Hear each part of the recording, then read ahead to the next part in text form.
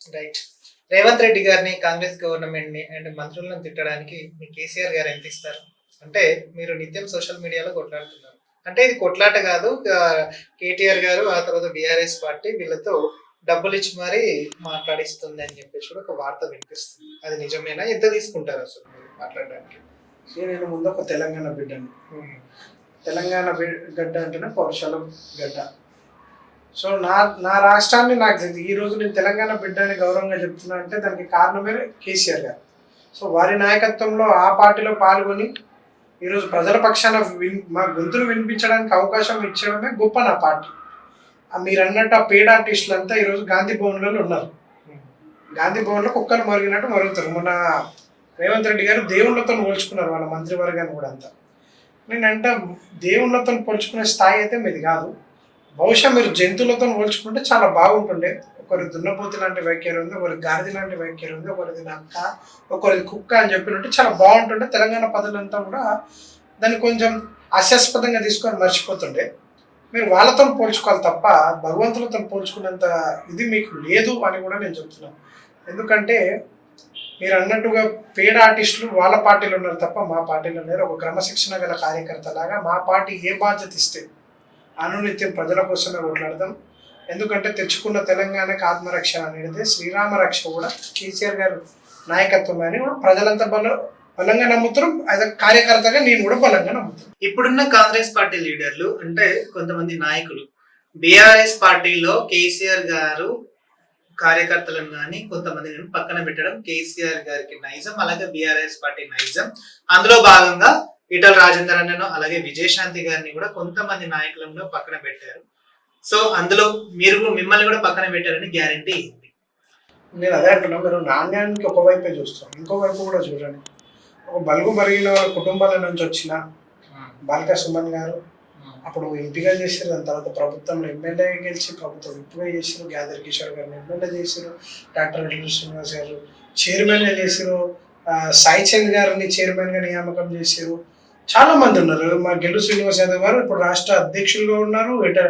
ఈటల రాజేందర్ గారి పైన పోటీ చేసారు. అలాగే మాజీ చైర్మన్గా కూడా ఉన్నారు. ఇంత చెప్పుకుంటూ పోతే కష్టపడ్డ నాయకులు, క్రమశిక్షణతో ఉన్న కార్యకర్తలు మా పార్టీలో ఎంతో మంది ఉన్నారు. వాళ్ళంతా వాళ్ళ సొంత ప్రయోజనాల కోసం వచ్చి వీరు తెలంగాణ ద్రోహుల్లా ఉంటారు కాబట్టి ఈరోజు విజయశాంతి గారు ఎక్కరు. కొన్ని రోజులు మా పార్టీలో ఉండే, దాని తర్వాత కాంగ్రెస్లోకి పోయారు, దాని తర్వాత బీజేపీలోకి పోయారు, మళ్ళీ తిరిగి కాంగ్రెస్లోకి పోయారు, ఎమ్మెల్సీ పదవి తీసుకుని ఇప్పుడు ఎక్కడ ఉన్నారు వాళ్ళు. సరే ఈటల రాజేందర్ అంటే కొద్దిగా గౌరవం ఉంది, కష్టపడ్డారు తెలంగాణ కోసం, కొన్ని సొంత ప్రయోజనాలు పార్టీలో జరగలేదు కాబట్టి ఇప్పుడు పక్క పార్టీలో పోయి ఉండొచ్చు. దాన్ని మేము అభ్యర్థిస్తలేదు. కానీ కష్టపడేటోళ్ళకి భవిష్యత్తు ఉంటుందని మా పార్టీ పెద్ద ఉదాహరణ. అంటే ఇప్పుడు ఈటల రాజేందర్ గారు ఎంపీగా కొనసాగుతున్నారు. మరి వచ్చే ఎలక్షన్స్ టైం వరకు బీఆర్ఎస్ లోకి వెళ్ళాలి అనే ఆలోచన ఈటల రాజేందర్ గారికి వస్తే కేసీఆర్ గారు ఆహ్వానిస్తారా? ఉద్యమకారుడు, పైగా కేసీఆర్ గారికి బాగా దగ్గరున్న వ్యక్తి. ఒకవేళ అది పార్టీ అధిష్టానం చేయడం ఉంటుంది, మన చేతుల్లో ఏముండదు. నాకు తెలిసి అయితే భవిష్యత్తు తీసుకోరు, వారు కూడా రారు అనే నేనైతే అనుకుంటా ఉన్నాను. ఎందుకంటే ఇప్పుడు ఆల్రెడీ ఈటల రాజేందర్ గారు ఎప్పుడు నా ఫేస్ వాల్యూ పైన నేను గెలిచిన హుజరాబాద్ అని అనుకుంటున్నాను. కానీ అక్కడ మొన్న పార్టీ గుర్తు గెలిచింది. పార్టీ గుర్తు మీద నుంచో కౌశిక్ రెడ్డి గారు గెలిచారు. తేటతెల్లం అయిపోయింది కదా. అక్కడ విజయం ఎవరిది అనేది కూడా బీఆర్ఎస్ క్యాండిడేట్ ఎవరిని ఉన్నా కూడా కేసీఆర్ గారిని చూసే గెలుస్తారని కూడా రాష్ట్ర ప్రజలంతా కూడా తెలియజేస్తున్నారు.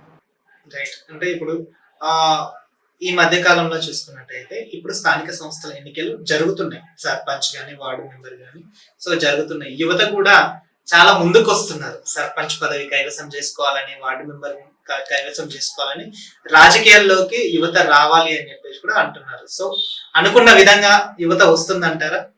ఇంకా ఆ స్థాయిలో యువత బయటకు వస్తుందని నేను అనుకోవట్లేదు. ఎందుకంటే ఇప్పుడు జరుగుతున్న రాజకీయ పరిణామాలు, ముఖ్యమంత్రి యొక్క భాష, యాస అనేది కూడా చదువుకున్న పిల్లలంతా కూడా రాజకీయాలలోకి వెళ్తే నా వ్యక్తిగత జీవితం పైన దాడి చేయడం, నా కుటుంబాన్ని తెచ్చి రోడమే. ఎందుకంటే ఇప్పుడు మీరు చూసుకున్నట్టే గత 2 సంవత్సరాల నుంచి కానీ అంతకు ముందు నుంచి కానివ్వండి, కేటీఆర్ గారు ఐటీ శాఖ మంత్రిగా చేశారు, మున్సిపల్ శాఖ మంత్రిగా చేశారు.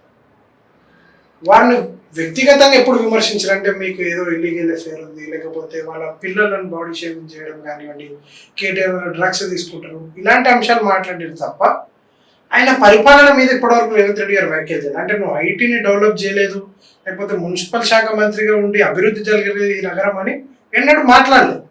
అంటే ఇవన్నీ చూసినప్పుడు కూడా యువత ఏం ఆలోచిస్తుందంటే, నేను పోతే కూడా నా ఒక వ్యక్తిగతమైన జీవితం, నా తల్లిదండ్రులని వీళ్ళు రోడ్డు పైన తెచ్చి మాట్లాడతారని ఈ భావంలో కొంత యువత ఉంది. సో ఎప్పుడైతే రాజకీయాలు ఉందాగా జరుగుతాయో, ఎప్పుడైతే కేవలం సబ్జెక్ట్ మీద మాట్లాడడం, డెవలప్మెంట్ మీద, అలాగే ప్రజా సంక్షేమం మీద మాట్లాడాల్సిన రోజులు ఏవైతే వస్తాయో అవన్నీ జరగాలన్నా కూడా యువతను ముందు రాజకీయాల్లోకి రావాలి. చదువుకున్న వాళ్ళే రాజకీయాల్లోకి రావాలి. ప్రభుత్వం ఎవరున్నా కూడా ప్రశ్నిస్తూనే ఉండాలి. ప్రజల హక్కుల కోసం పోరాడుతున్నా యువత వస్తేనే బాగుంటుంది, రాష్ట్రం కూడా బాగుంటుంది. గతంలో కేసీఆర్ గారు ముఖ్యమంత్రి ఉన్నప్పుడే చెప్పారు, మేమేం 1000 ఏళ్ళు బతకరాని రాళ్ళ రేపటి భవిష్యత్తు మీది, కొన్ని రోజులు ఉంటాం, పూరాన్నం తెచ్చిచ్చినాం తెలంగాణ, రేపు అంతా కూడా యువకులుగా అన్నారు. నిజంగా ఆ రోజు ఆయన అన్న మాటకి నా లోపల ఒక తెలియని ఒక భావోద్వేగం కలిగింది.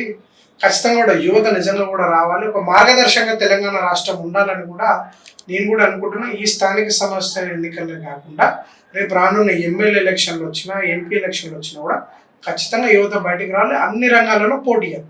పార్టీల పైన కాదు, ఇండిపెండెంట్గా కూడా మీరు పోటీ చేయవచ్చు. ఆ అవకాశం మనకి రాజ్యాంగం కలిగించిందని కూడా మేము తెలియజేస్తాం. రైట్. అంటే ఇప్పుడు ఇంకోటి ఏంటంటే, తెలంగాణ సెక్రటరేట్, ఆ తర్వాత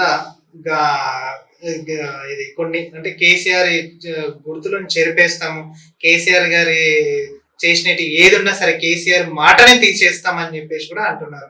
ఇప్పుడున్న సెక్రటరేట్ ఎవరిది, కమాండ్ కంట్రోల్ రూమ్ ఎవరిది అని చెప్పేసి కూడా మొన్న దీక్ష దివాస్ రోజు గారు తలసాని సీన్ అన్న కానీ, నెక్స్ట్ కేటీఆర్ అన్న కానీ ప్రశ్నించారు. సో దాన్ని ఎలా చూపించారు? నిజంగా కూడా ఈ తెలంగాణ అనే రాష్ట్రం భారతదేశంలో ఉన్న రోజులు కేసీఆర్ పేర్లు ఎవరు కూడా చెరపలేరు.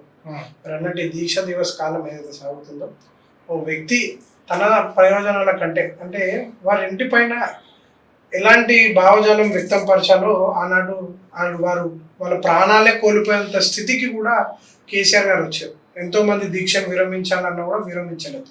అంత గొప్ప చరిత్ర, అంత గొప్ప నాయకుడు కేసీఆర్ గారు. ఈరోజు ఉన్న యువకులందరూ కూడా తెలుసుకోవాలి.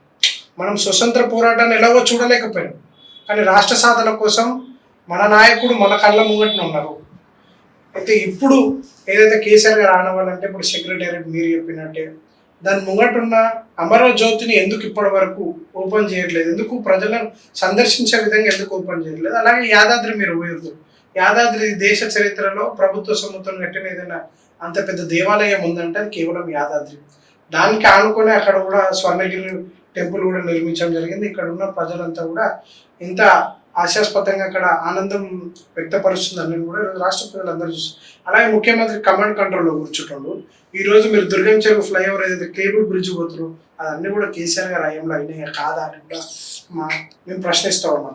ఈరోజు ఎమ్మెల్యే కోటర్ సెలెక్ట్ అయినా కూడా అవన్నీ కూడా కేసీఆర్ గారి హయాంలోనే కదా కట్టినాయని కూడా కేసీఆర్ గారి చరిత్ర చెరపనిది. అలా మీలాంటి మూర్ఖులు చెరిపేస్తాం అనుకోవడం కూడా మూర్ఖత్వమే అని నేను తెలియపరుస్తుంది.